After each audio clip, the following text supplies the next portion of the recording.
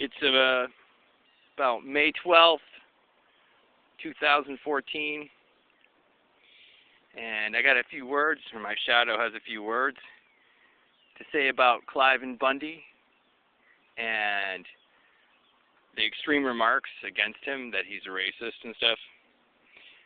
Now, I got here a row of potatoes. See that? I use the stakes and the string to mark where they are, because I've learned from the past that otherwise I lose them. I can't find the potatoes, but with this, it gives me a good target of where to look for them. Anyway, and this is a pile of well-rotted horse manure, and I apply it directly into the row.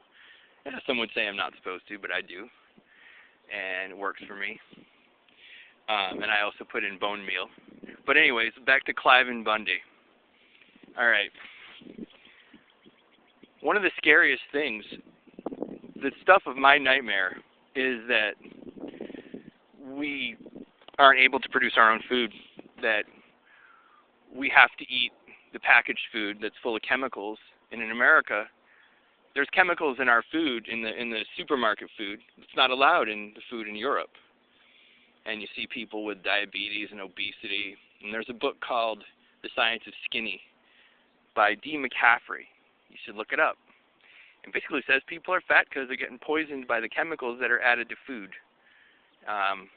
Simple as that. It's not even about willpower. You know, it's just you need to be eating real food. Whether you can still buy it at the supermarket. I think cooking is probably more important than gardening, because you can still buy fruits and vegetables, and I don't know, the meat has a lot of antibiotics in it. Unfortunately, I eat it myself. But antibiotics also, they feed the animals antibiotics to fatten them up. They found it fattens them up. Well, guess what? It fattens people up too. You wonder why Americans look so fat. Well, there you go. We're being poisoned, people. Anyway, so Cliven Bundy said that black people should be able to raise chickens and have a garden, right? And right now there's a huge epidemic of obesity and diabetes, you know, among children in general, and it hits black and Hispanic children really extra hard. And if you go in the cities, you see why, where they are. They really buy a lot of junk food. In New London, Connecticut, there's Pizzello's Fruit and Vegetable. They don't go there because they can go get packaged food, and that's what happens.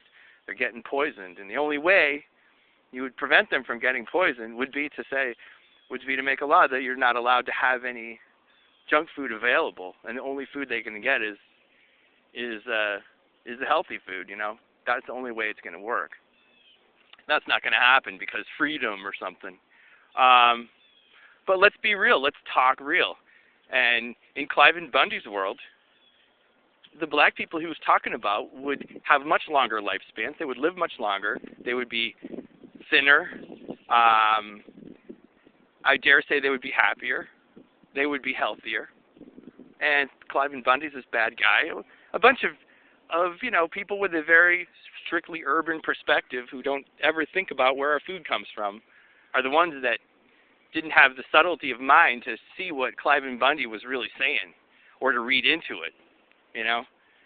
So anyway, that's my message. And, and doing gardening, you learn that. And also I fight with invasive weeds. And there's two kinds of genocide. One is where you whack a weed with a tool, or you hit it with a torch, or poisoning is the more effective way, the scarier way, or digging it out by the roots so it can't get any sunlight. And all we think about is the superficial stuff, the obvious violent stuff, the bloody stuff. People getting machine gunned into a ditch. But we don't think about genocide in terms of people getting diseased and their lifespan shortened with poisoned food, or not being able to produce their own food. Putting people in the cities and not giving them a chance to produce their own food is very much like taking a plant out by the roots. Maybe putting it in hydroponic, but if that hydroponic goes away, that thing's dead, because it's dependent on the technology to survive. So, people have been uprooted and put into hydroponic vats, including me. I mean, I don't feed all myself completely from this, as much as I can, given the time I have, but, you know, it makes me really scared that we might all just be dependent on the factory farm system, and that's why I do this. And I hope you will too. And think about these things. And give old Cliven Bundy a break, for heaven's sake.